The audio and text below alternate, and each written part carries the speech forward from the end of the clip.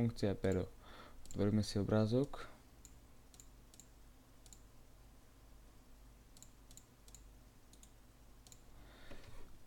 Tu máme pero. V druhom odstavci si bereme strednú možnosť, v treťom prvú.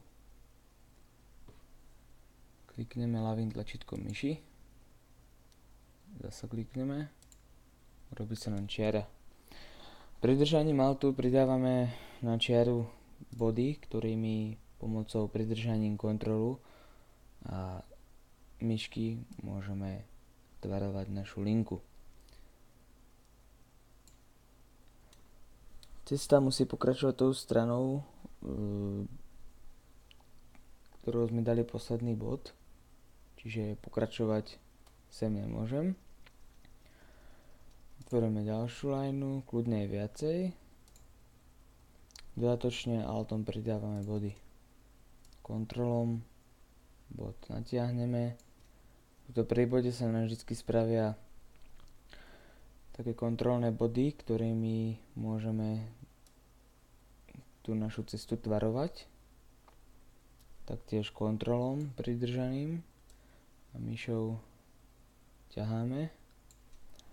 Altom pridávame ďalšie body. To je veľmi jednoduché.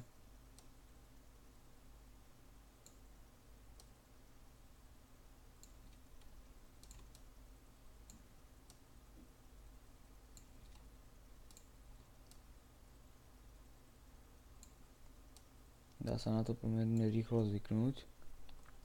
Čiže pridržíme Alt, klikneme myšou, držíme, spravíme bod.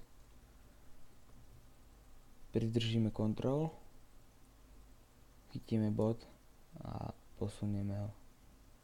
Pustíme Ctrl, máme.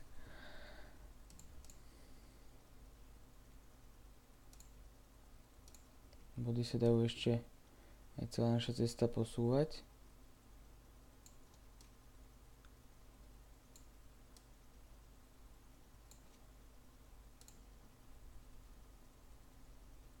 Keď máme cestu hotovú, dáme vytvoriť výber.